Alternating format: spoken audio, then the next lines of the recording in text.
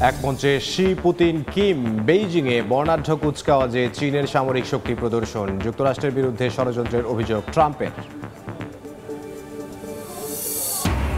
শান্তির পথে আসতে রাজি নন পুতিন, অভিযোগ জেলেনস্কির। সংঘাত শেষ হওয়ার পর ইউক্রেনের নিরাপত্তা নিশ্চিতের ইঙ্গিত রুশ প্রেসিডেন্টের, পাল্টাপাল্টি হামলা অব্যাহত।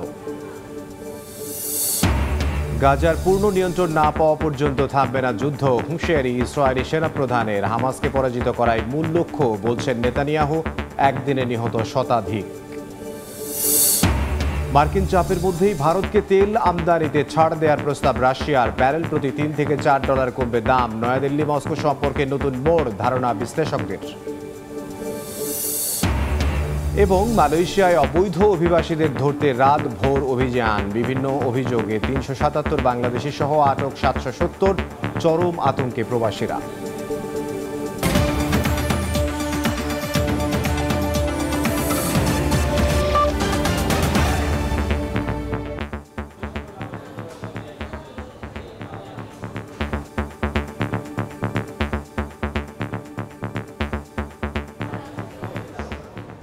আন্তর্জাতিক সময়ের সঙ্গে আছে আমি ইমদাদুল হক।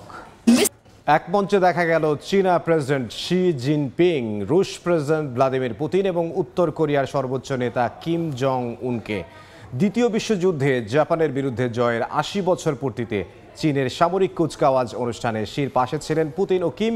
এদিকে কিম ও পুতিন একসঙ্গে মিলে যুক্তরাষ্ট্রের বিরুদ্ধে ষড়যন্ত্র করছে বলে ক্ষোভ প্রকাশ করেছেন মার্কিন প্রেসিডেন্ট ডোনাল্ড ট্রাম্প, যদিও তার এই অভিযোগ অস্বীকার করেছে ক্রেমলিন।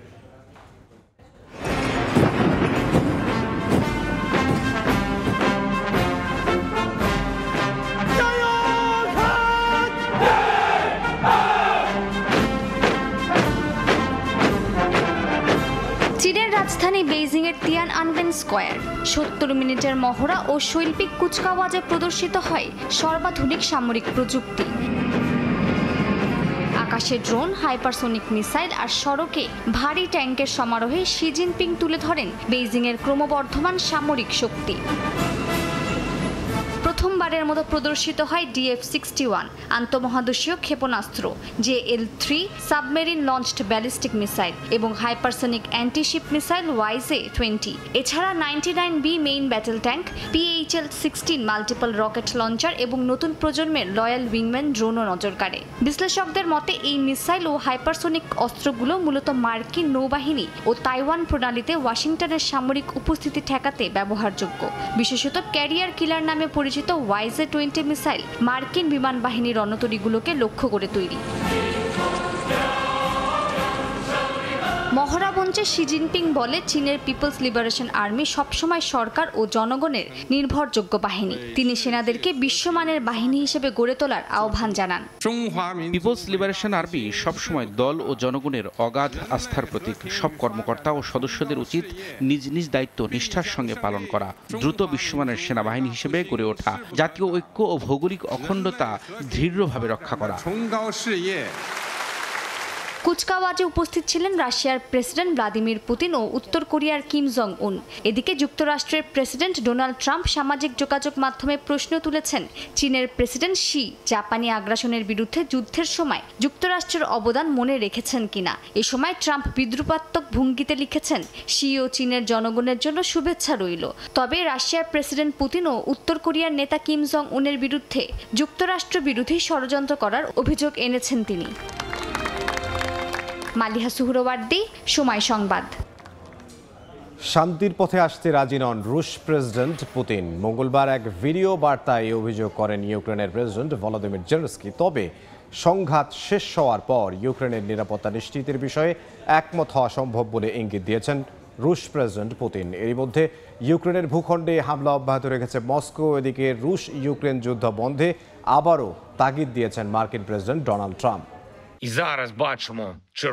একই দিন ইউক্রেনের প্রেসিডেন্ট ভলোদিমির জেলেনস্কি অভিযোগ করে বলেন, নতুন করে সেনা সমাবেশ করার চেষ্টা করছে মস্কো। শান্তির পথে আসতে রাজি নন ভ্লাদিমির পুতিন, তাই সংঘাত অব্যাহত রেখেছেন তিনি। জেলেনস্কি আরো বলেন, রাশিয়া এখনো ইউক্রেনের লক্ষ্যবস্তুতে হামলা চালিয়ে যাচ্ছে, আর এই হামলার জবাব দেওয়া হবে বলেও হুঁশিয়ারি দেন তিনি।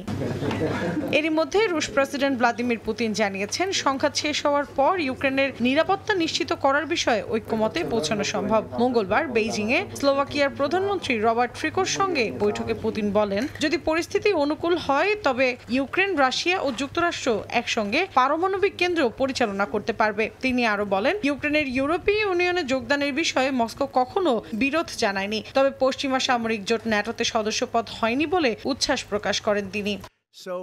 এদিকে দীর্ঘদিন ধরে চলা রুশ ইউক্রেন যুদ্ধবন্ধে আবারও তাগিদ দিয়েছেন মার্কিন প্রেসিডেন্ট ডোনাল্ড ট্রাম্প। মঙ্গলবার ওভাল অফিসে সাংবাদিকদের সঙ্গে আলাপকালে তিনি বলেন, গত সপ্তাহে উভয় পক্ষের প্রায় 7,000 সেনা নিহত হয়েছেন। পুতিন ও জেলেনস্কির বৈঠকের অগ্রগতি না হলে পরিস্থিতি আরো খারাপ হতে পারে বলেও হুঁশিয়ারি দেন তিনি।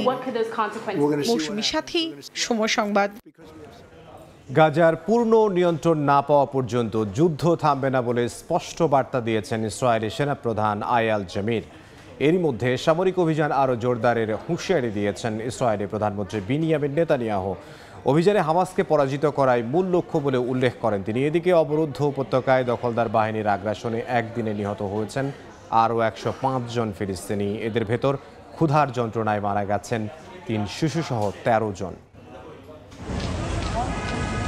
স্থানীয় সময় মঙ্গলবার অবরুদ্ধ গাজা উপত্যকায় হামলা চালায় ইসরায়েলি সেনারা। এতে প্রাণ হারান শতাধিক ফিলিস্তিনি। এদের মধ্যে ক্ষুধায় মারা যান শিশুসহ বেশ কয়েকজন। এক বিবৃতিতে বিষয়টি নিশ্চিত করে গাজার স্বাস্থ্য মন্ত্রণালয়। একই দিন গাজা সিটিতে হামাসের শীর্ষ সদস্য হাজেম আওয়ানি নাইমকে হত্যা করার দাবি করেছে ইসরায়েলি সেনাবাহিনী, যদিও এ বিষয়ে এখনো কোনো মন্তব্য করেনি ফিলিস্তিনের স্বাধীনতাকামী সংগঠনটি। চলমান হামলার মধ্যেই গাজায় সামরিক অভিযান আরো জোরদার করার ঘোষণা দিয়েছে ইসরায়েল। মঙ্গলবার সেনাদের উদ্দেশ্যে প্রধানমন্ত্রী বিনিয়ামিন নেতানিয়াহু বলেন, গাজায় যা শুরু হয়েছে তার সমাপ্তিও সেখানেই হবে। এই অভিযানের মূল লক্ষ্য হামাসকে পরাজিত করাই বলে উল্লেখ করেন তিনি। আইডিএফ এর সক্রিয় এবং সংরক্ষিত সেনাদের উদ্দেশ্যে বলছি, আমরা খুব কঠিন সিদ্ধান্ত নিয়েছি। সিদ্ধান্তগুলো কেউ বিশ্বাস করেনি যে আমরা সত্যিকার অর্থে বাস্তবায়ন করতে পারবো, কিন্তু আমরা তা করেছি। এখন আমরা নিষ্পত্তিমূলক পদক্ষেপ পর্যায়ে দাঁড়িয়েছি। আমার বিশ্বাস সবাই আমাকে সহায়তা করবেন। নেতানিয়াহুর এমন ঘোষণার পর এক ভিডিও প্রকাশ করে ইসরায়েলি সেনাবাহিনী। সেখানে দেখা যায় গাজা সিটিতে আসন্ন সামরিক অভিযানের আগে বিপুল সংখ্যক রিজার্ভ সেনা মোতায়েনের প্রস্তুতি নিচ্ছে আইডিএফ। এদিকে গাজায় পূর্ণ নিয়ন্ত্রণ না পাওয়া পর্যন্ত যুদ্ধ থামবে না বলে স্পষ্ট বার্তা দিয়েছেন ইসরায়েলি সেনাপ্রধান আয়াল জামির। এক ভিডিও বার্তায় তিনি বলেন, স্থলযুদ্ধ শুরু হয়ে গেছে। এমন সব জায়গায় আইডিএফ ঢুকছে যেখানে আগে কখনো প্রবেশ করা হয়নি। তিনি জানান, হামলার মাত্রা বাড়াতে এবং নতুন অভিযানের জন্যই প্রস্তুত রাখা হয়েছে রিজার্ভ বাহিনীকে। মঙ্গলবার থেকেই অন্তত 40,000 রিজার্ভ সেনা কাজে যোগ দিয়েছেন বলেও উল্লেখ করেন তিনি। মৌসুমী সাথী, সময় সংবাদ। মার্কিন শুল্ক চাপের মধ্যেই ভারতকে তেল আমদানিতে ছাড় দেওয়ার প্রস্তাব দিয়েছে রাশিয়া। ব্যারেল প্রতি $3 থেকে $4 ছাড় পাবে ভারতীয় ব্যবসায়ীরা। এর মধ্য দিয়ে নয়াদিল্লি মস্কোর সম্পর্কে নতুন ইতিবাচক মোড় নিচ্ছে বলে ধারণা বিশ্লেষকদের। কিছুদিন আগে রাশিয়ার সঙ্গে ভারতের তেল বাণিজ্যের কড়া সমালোচনা করেন মার্কিন প্রেসিডেন্ট ডোনাল্ড ট্রাম্প। এ সময় তিনি দুই দেশের অর্থনীতিকে মৃত বলে কটাক্ষ করেন। নতুন করে নয়াদিল্লিকে শুল্কের হুমকি দেন ট্রাম্প। বলেন, মস্কো থেকে তেল কেনা অব্যাহত রাখলে ভারত সহ সংশ্লিষ্ট দেশগুলোর পণ্যে শতভাগ মার্কিন শুল্ক আরোপ করা হবে। এরপরে শুক্রবার মার্কিন প্রেসিডেন্ট দাবি করেন তিনি শুনেছেন যে ভারত রাশিয়া থেকে আর তেল কিনবে না, যদিও সেই সময় সেই তথ্যের নিশ্চয়তা দিতে পারেননি তিনি। ট্রাম্পের এমন দাবিকে প্রত্যাখ্যান করে নিউ ইয়র্ক টাইমসকে নাম প্রকাশে অনিচ্ছুক দুই ভারতীয় কর্মকর্তা জানান, মার্কিন প্রেসিডেন্ট ডোনাল্ড ট্রাম্পের শুল্ক হুমকি সত্ত্বেও রাশিয়া থেকে তেল কেনা অব্যাহত রাখবে ভারত। তাদের মধ্যে এক কর্মকর্তা জানান, মস্কোর সঙ্গে দীর্ঘমেয়াদী জ্বালানি চুক্তি করেছে নয়াদিল্লি। রাতারাতি বাণিজ্য বন্ধ সম্ভব না। রাশিয়া বর্তমানে ভারতের সর্ববৃহৎ তেল সরবরাহকারী, যা মোট আমদানির প্রায় 35%। ভারতের সরকার জানিয়েছে এই আমদানি বৈশ্বিক নিয়মের মধ্যেই হচ্ছে, কারণ রাশিয়ার তেলের ওপর সরাসরি কোনো মার্কিন বা ইউরোপীয় নিষেধাজ্ঞা নেই, বরং G7 ও EU निर्धारित मूल्य सीमा काठामो रयेछे। भारत और अमेरिका के बीच में कॉम्प्रिहेंसिव global strategic partnership. ভারতের পররাষ্ট্র মন্ত্রণালয়ের মুখপাত্র রণধীর জয়সওয়াল এক নিয়মিত সংবাদ ব্রিফিংয়ে জানান, তাদের জ্বালানি উৎসগুলোর ক্ষেত্রে বিশ্ববাজারের প্রতি নজর রেখে সিদ্ধান্ত নেওয়া হয়। তিনি আরও জানান, বিভিন্ন দেশের সঙ্গে নয়াদিল্লির সম্পর্ক তাদের নিজেদের যোগ্যতার উপর দাঁড়িয়ে আছে এবং এটি তৃতীয় কোনো দেশের দৃষ্টিকোণ থেকে দেখা উচিত নয়। যুক্তরাষ্ট্রের শুল্ক হুমকির জবাবে ক্রেমলিন সিপিসি পাইপলাইন বন্ধের হুমকি দিয়ে রেখেছে। এটি ক্যাসপিয়ান অঞ্চল থেকে প্রতি বছর কয়েক মিলিয়ন ব্যারেল তেল পরিবহন করে, যা বিশ্ব সরবরাহের প্রায় 3.5%। রাশিয়ার এই পাল্টা পদক্ষেপ বিশ্ববাজারে তেলের অস্থিরতা বাড়িয়ে দেবে এবং পশ্চিমা দেশগুলোকে সংকটের মুখে ফেলবে বলে আশঙ্কা করা হচ্ছে। মালিহা সুহরওয়ার্দী, সময় সংবাদ। মালয়েশিয়ায় অভিবাসন সংক্রান্ত বিভিন্ন অপরাধের অভিযোগে 377 বাংলাদেশি সহ 770 জন অভিবাসীকে আটক করেছে দেশটির অভিবাসন বিভাগ। মঙ্গলবার রাতে কুয়ালালামপুরের বুকিত বিনতাংয়ে অভিযান চালিয়ে তাদের আটক করা হয়। ইমিগ্রেশন বিভাগের এমন তৎপরতায় প্রবাসী বাংলাদেশিদের মধ্যে দেখা দিয়েছে চরম আতঙ্ক। মালয়েশিয়া থেকে সে খবর জানাচ্ছেন মোহাম্মদ আব্দুল কাদের। মালয়েশিয়ার অন্যতম পর্যটন কেন্দ্র বুকিত বিনতাংয়ে এক বিশেষ অভিযানে অনলাইন জুয়ার এক বিশাল আস্তানা ঘুরিয়ে দিয়েছে দেশটির ইমিগ্রেশন ডিপার্টমেন্ট। মঙ্গলবার সন্ধ্যায় ইমিগ্রেশন ডিপার্টমেন্টের একটি দল এই অভিযান পরিচালনা করে। অভিযানে মোট 2445 জনকে তল্লাশি করা হয়, যার মধ্যে 1600 জন বিদেশি এবং 845 জন স্থানীয় নাগরিক। এর মধ্যে বিভিন্ন অপরাধে 770 জন অবৈধ অভিবাসীকে আটক করা হয়। দেশটির এনফোর্সমেন্ট ডিভিশনের পরিচালক বাসরি ওসমান জানান, জনসাধারণের অভিযোগ ও গোয়েন্দা তথ্যের ভিত্তিতে এই অভিযান চালানো হয়। অভিযান চলাকালে অবৈধ অভিবাসীরা আটক এড়াতে নানা কৌশল অবলম্বন করে। আটককৃতদের মধ্যে 377 জন বাংলাদেশি ছাড়াও 235 জন মিয়ানমার, 17 জন ইন্দোনেশীয়, 72 জন নেপালি, 58 জন ভারতীয় এবং অন্যান্য দেশের 9 জন নাগরিক রয়েছেন। তাদের বিরুদ্ধে বৈধ কাগজপত্র না থাকা, ভিসার মেয়াদ উত্তীর্ণ হওয়া এবং ইমিগ্রেশন আইন লঙ্ঘনের অভিযোগ আনা হয়েছে। বর্তমানে প্রবাসীরা মালয়েশিয়াতে খুবই আতঙ্কের মধ্যে আছে, যাকে যেখানে যেভাবে পাচ্ছে দৌড়ে নিয়ে যাচ্ছে, বৈধ অবৈধ কোনো কিছুই দেখতেছে না। আটককৃতদের প্রাথমিক যাচাই বাছাইয়ের পর পুত্রজায়ার ইমিগ্রেশন অফিসে নিয়ে যাওয়া হয়েছে। এরপর তাদের বেরানাং এবং লেগ্যাং ডিটেনশন ডিপোতে রাখা হবে। মালয়েশিয়ায় অবৈধ অভিবাসী বিরোধী অভিযান জোরদার হওয়ার পর থেকেই প্রবাসীদের মধ্যে এক ধরনের আতঙ্ক ছড়িয়ে পড়েছে। বুকিত বিনতাংয়ে অবৈধ অভিবাসীদের আটকের ঘটনায় সেই আতঙ্ককে আরও বাড়িয়ে দিয়েছে। এদিকে মালয়েশিয়ার ইমিগ্রেশন বিভাগ বলছে, এ ধরনের অভিযান নিয়মিত চলবে এবং কোনো ধরনের ছাড় দেওয়া হবে না। এমত অবস্থায় বৈধ কাগজপত্রহীন প্রবাসীরা একদিকে যেমন নিজেদের ভবিষ্যৎ নিয়ে উদ্বিগ্ন, অন্যদিকে তেমনি তাদের পরিবারও রয়েছে দুশ্চিন্তায়। মালয়েশিয়া থেকে মোহাম্মদ আব্দুল কাদের, সময় সংবাদ। বাংলাদেশে যুক্তরাষ্ট্রের নতুন রাষ্ট্রদূত হিসেবে সিনিয়র ফরেন সার্ভিসের কর্মকর্তা ব্রেন্ট ক্রিস্টেনসেনকে মনোনীত করেছেন মার্কিন প্রেসিডেন্ট ডোনাল্ড ট্রাম্প। সিনেটের অনুমোদনের পর তার নিয়োগ কার্যকর হবে। স্থানীয় সময় মঙ্গলবার হোয়াইট হাউসের এক বিবৃতিতে ভার্জিনিয়ার বাসিন্দা এবং কাউন্সিলর পদমর্যাদাধারী ক্রিস্টেনসেনকে বাংলাদেশের রাষ্ট্রদূত হিসেবে মনোনীত করার বিষয়টি নিশ্চিত করা হয়। ক্রিস্টেনসেনের পাশাপাশি আরও কয়েকটি গুরুত্বপূর্ণ কূটনৈতিক নিয়োগের ঘোষণা দিয়েছে হোয়াইট হাউস। ক্যালিফোর্নিয়ার ট্যামি ব্রুসকে জাতিসংঘে যুক্তরাষ্ট্রের ডেপুটি রিপ্রেজেন্টেটিভ হিসেবে মনোনীত করা হয়েছে, যিনি রাষ্ট্রদূতের মর্যাদা পাবেন এবং জাতিসংঘ নিরাপত্তা পরিষদেও একযোগে দায়িত্ব পালন করবেন।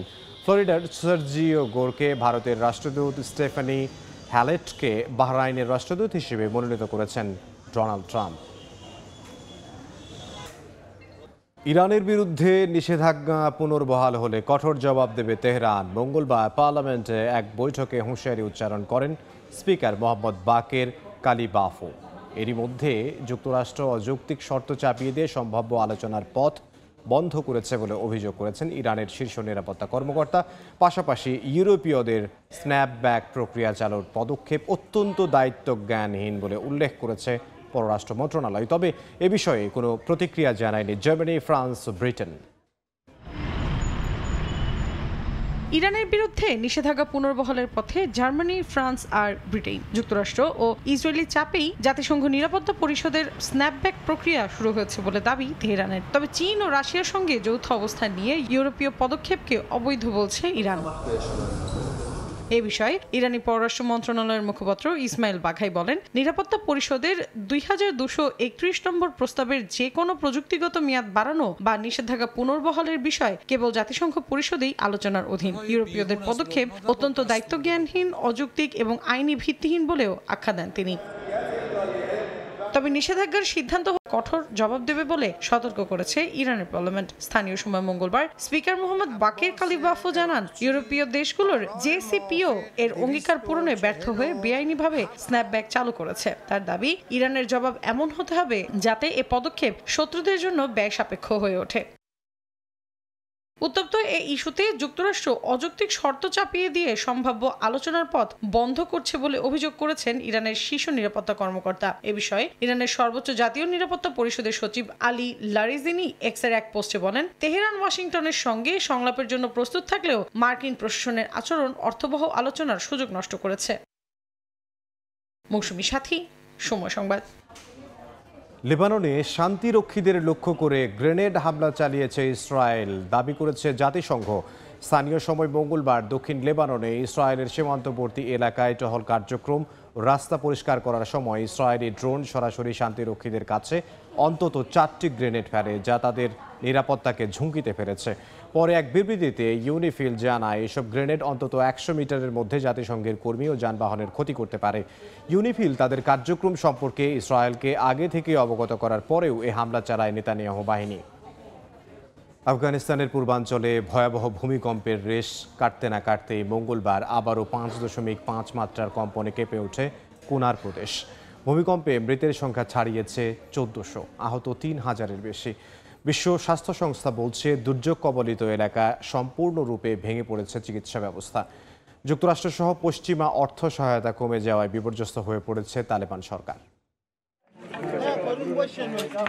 স্থানীয় সময় মঙ্গলবার 5.5 মাত্রার ভূমিকম্পে কেঁপে ওঠে আফগানিস্তানের কুনার ও পার্শ্ববর্তী পাহাড়ি অঞ্চল। এর আগে রোববার মধ্যরাতে 6 মাত্রার শক্তিশালী ভূমিকম্পে মাটির সঙ্গে মিশে যায় প্রদেশটির শত শত গ্রাম। প্রাণ হারান 1400 জনের বেশি মানুষ, আহত হন কয়েক হাজার। নতুন কম্পনের কেন্দ্রস্থল ছিল ভূপৃষ্ঠ থেকে মাত্র 10 কিলোমিটার গভীরে। এতে ক্ষতিগ্রস্ত গ্রামগুলোতে ধ্বংসস্তূপ থেকে মাথা তুলতে না তুলতেই ধসে পড়ে আরো ঘরবাড়ি। ভয় আর আতঙ্কে থেমে যায় উদ্ধার কাজ। স্থানীয়রা জানান, পাহাড় থেকে নেমে আসে পাথরের ধস, বন্ধ হয়ে যায় দুর্গম সড়কগুলো। পরিস্থিতি সামাল দিতে হিমশিম খাচ্ছে আন্তর্জাতিক সংস্থাগুলো। ইউনিসেফ জানিয়েছে, হাজার হাজার শিশু এখন মারাত্মক ঝুঁকিতে। স্থানীয়দের জন্য তারা ওষুধ, উষ্ণ পোশাক, তাঁবু ও জরুরি স্বাস্থ্য সামগ্রী পাঠিয়েছে বলেও জানা গেছে। বিশ্ব স্বাস্থ্য সংস্থা বলছে, দুর্যোগ কবলিত এলাকায় এখন চিকিৎসা ব্যবস্থা সম্পূর্ণ ভেঙে পড়েছে। সেভ দ্য চিলড্রেন সতর্ক করে বলেছে, সময়ের সঙ্গে পাল্লা দিয়ে বাড়তে পারে মৃত্যুর মিছিল। বিশুদ্ধ পানির অভাব, খাদ্য সংকট ও আশ্রয়হীনতায় তৈরি হতে পারে নতুন মানবিক বিপর্যয়। এদিকে আন্তর্জাতিক সহযোগিতায়ও রয়েছে বড় ঘাটতি। ব্রিটেন দিয়েছে 10 লাখ পাউন্ড সহায়তা, ভারত পাঠিয়েছে 1000 তাঁবু ও খাদ্য সামগ্রী। তবে যুক্তরাষ্ট্র ও আরও কয়েকটি দেশের অর্থ সহায়তা কমে যাওয়ায় বিপর্যস্ত হয়ে পড়েছে তালেবান প্রশাসন। মৌসুমী সাথী, সময় সংবাদ। আন্তর্জাতিক সময় আরও থাকছে। পাকিস্তানের কুয়েটায় ভয়াবহ বোমা হামলা, নিহত অন্তত 11, আহত 30। উত্তর পশ্চিমাঞ্চলে আধা সামরিক বাহিনীর ঘাঁটিতে আত্মঘাতী বিস্ফোরণ, দায় স্বীকার করেনি কেউ। বিশ্বের অন্যতম সক্রিয় আগ্নেয়গিরি কিলাউয়ায় আবারও অগ্ন্যুৎপাত শুরু হয়েছে, তবে এই ঘটনায় এখন পর্যন্ত তেমন কোনো ক্ষয়ক্ষতির খবর পাওয়া যায়নি।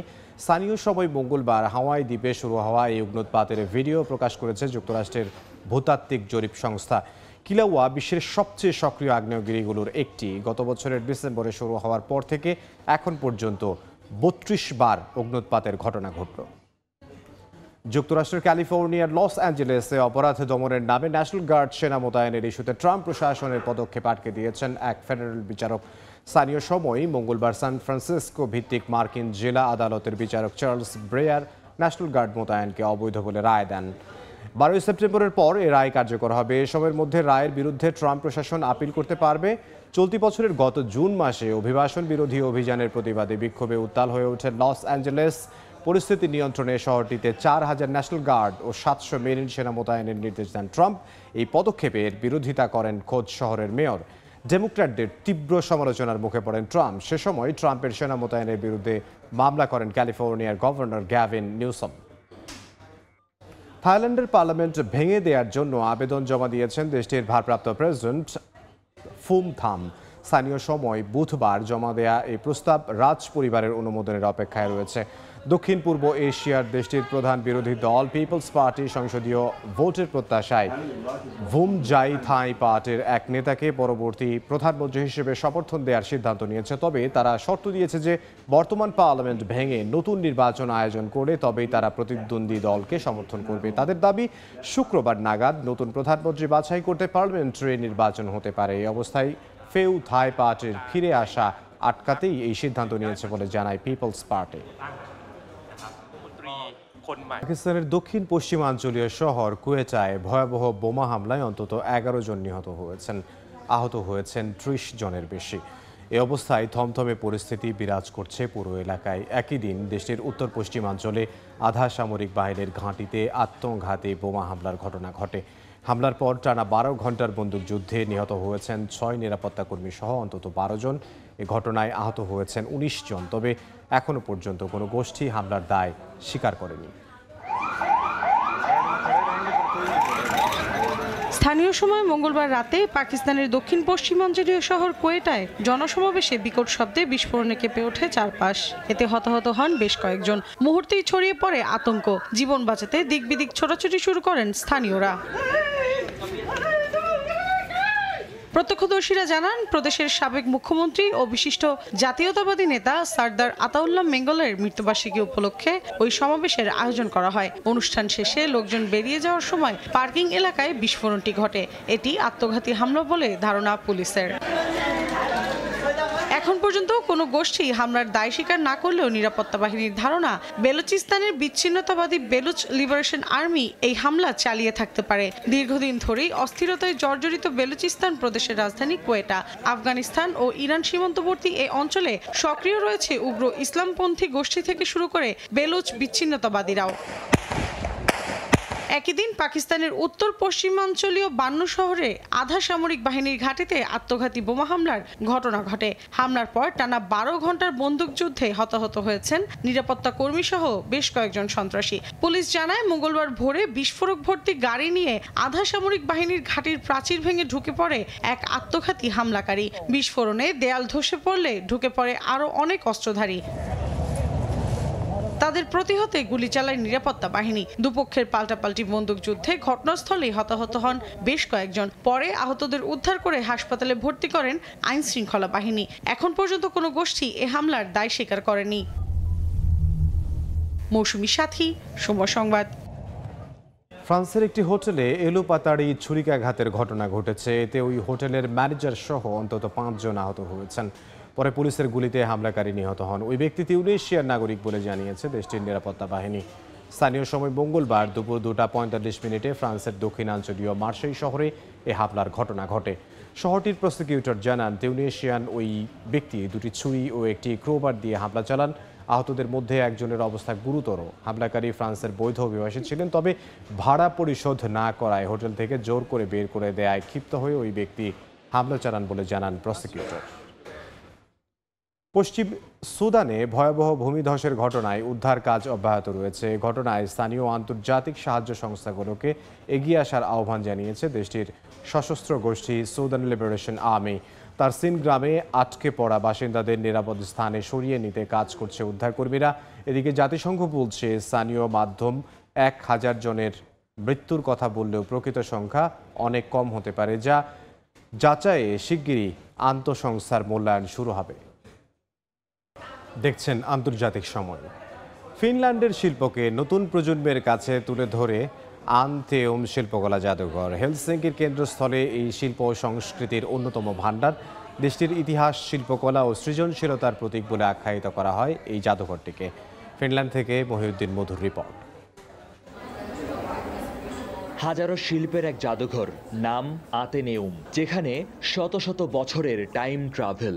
দর্শনার্থীরা এখানে ফিনল্যান্ডের আত্মাকে খুঁজে পান তুলির আঁচড়ে। কেবল শিল্পপ্রেমীই নয়, যে কাউকেই মোহিত করে এই শিল্পকেন্দ্র। ফিনল্যান্ডের রাজধানী হেলসিঙ্কির একেবারে মধ্যভাগে দাঁড়িয়ে আতেনিয়াম, গ্রিক জ্ঞানদেবী এথেনার নামানুসারে নামকরণ, যা জ্ঞান ও শিল্পের প্রতীক বলে তাদের বিশ্বাস। 1800 শতকে নির্মিত এই ভবনটি ফিনিশ জাতির সাংস্কৃতিক পরিচয় বহন করে। সেই থেকে শুরু করে আধুনিক সময় পর্যন্ত শিল্পকলা ও ভাস্কর্যের অসাধারণ সব সংগ্রহ সুসজ্জিত। ফিনল্যান্ডের কৃষি, অর্থনীতি ও রাষ্ট্র ব্যবস্থার সব ইতিহাস ফুটে আছে এখানে। স্থান পেয়েছে দেশের বিখ্যাত শিল্পী আক্সেলি গাল্লেন কাল্লেলা ও আলবার্ট এডেলফেন্ট সহ অসংখ্য গুণী শিল্পীর অমূল্য সৃষ্টি। পাশাপাশি ইউরোপের সেরা শিল্পীদের কাজও আছে প্রদর্শনীতে। ফিনল্যান্ডের ইতিহাস যেন ছবির ভেতর বেঁচে আছে। প্রতিটি চিত্রের মধ্যে গল্প লুকিয়ে আছে। ফিনল্যান্ডকে জানা ও শেখার দারুণ মাধ্যম এই জাদুঘর। শিল্পীর পেন্সিলের আঁচড়ে যে নিরুপম পোর্ট্রেট ফুটে ওঠে, সেসব প্রদর্শনীর জন্য আলাদা একটি আর্ট স্টুডিও আছে। দারুণ বিষয় হচ্ছে, চাইলেই সেখানে বসে নিজের কিংবা যে কারো পোর্ট্রেট আঁকতে পারবে। সেসব প্রদর্শন ও সংরক্ষণ করা হবে জাদুঘরে। ঐতিহাসিক চিত্রকলা দেখার পাশাপাশি আঁকাআঁকির চমৎকার সুযোগ রয়েছে এখানে। এটা আমার কাছে খুব চমৎকার লেগেছে। আমিও পোর্ট্রেট এঁকে বোর্ডে টানিয়েছি। এছাড়া যেসব চিত্রকর্ম অনেক পুরানো, হারিয়ে যেতে বসেছে, বিস্তারিত তথ্য দিয়ে সেসব সংরক্ষণ করা আছে ডিজিটালাইজড ভাবে। এক ক্লিকেই হারিয়ে যাওয়া যাবে সেই সময়ে, সেই ইতিহাসে। ফিনল্যান্ডের সাংস্কৃতিক প্রেক্ষাপট একেবারে ভিন্ন। আমাদের নেপালি সংস্কৃতির সাথে মিল নেই, তাই নতুন কিছু জানার সুযোগ হলো এখানে। প্রজন্ম থেকে প্রজন্মান্তরে শিল্পের সেতু বন্ধন করা এই জাদুঘর নির্মিত হয় 1887 সালে। দেশি বিদেশি পর্যটকের আনাগোনায় মুখরিত থাকে সব সময়।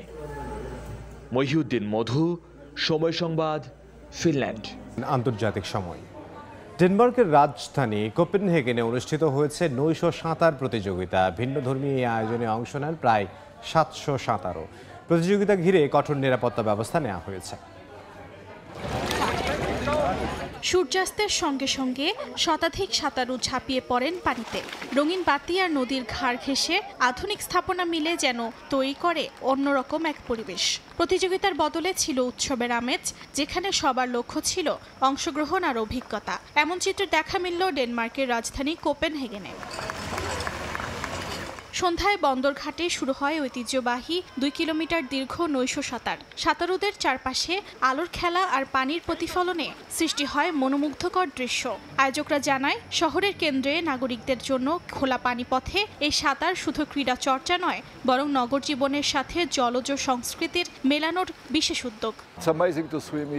এটা সত্যি বিশেষ যে আমাদের এখানে রাতের সাঁতারের আয়োজন আছে। এখানে চারপাশের রাতের আধারে সাঁতার কাটছেন 700 জন সাঁতারু। সূর্যাস্তের দৃশ্য উপভোগ করা যায়, পানিতে প্রতিফলিত আলো দেখা যায়। পুরো পরিবেশ খুবই আরামদায়ক। এটি একটি দারুণ অভিজ্ঞতা। সুইমিং ফেডারেশনের চেয়ারপারসন এই আয়োজনে এসে উচ্ছ্বাস প্রকাশ করেন। অন্যদিকে ইউরোপীয় অ্যাকোয়াটিক্সের প্রেসিডেন্টও আয়োজনকে ক্রীড়া ও সাংস্কৃতিক ঐক্যের প্রতীক হিসেবে উল্লেখ করেন। আয়োজনে ছিল কঠোর নিরাপত্তা ব্যবস্থাও। অন্ধকারে সাঁতারুদের পর্যবেক্ষণে ছিলেন বিশেষ প্রশিক্ষিত লাইফগার্ড। এতে অংশগ্রহণকারীদের নিরাপত্তা যেমন নিশ্চিত হয়েছে, তেমনি আনন্দঘন পরিবেশও বজায় থেকেছে নিরবিচ্ছিন্নভাবে। নৈশ সাঁতারের এই আয়োজন বছরে 2 দিন হয় বলে জানায় আয়োজকরা। অর্চিতা শেহজিন, সময় সংবাদ। আন্তর্জাতিক সময়ের শীর্ষ সংবাদগুলো জানিয়ে দিচ্ছে আরও একবার।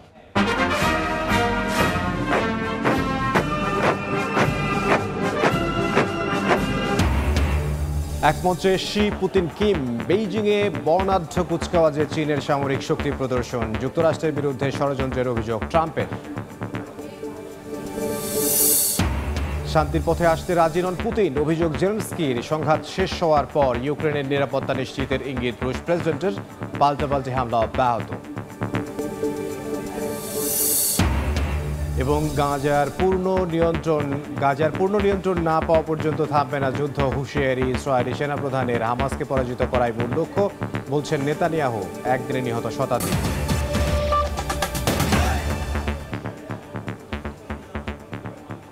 এই ছিল আন্তর্জাতিক সময়। সঙ্গে থাকুন সময়।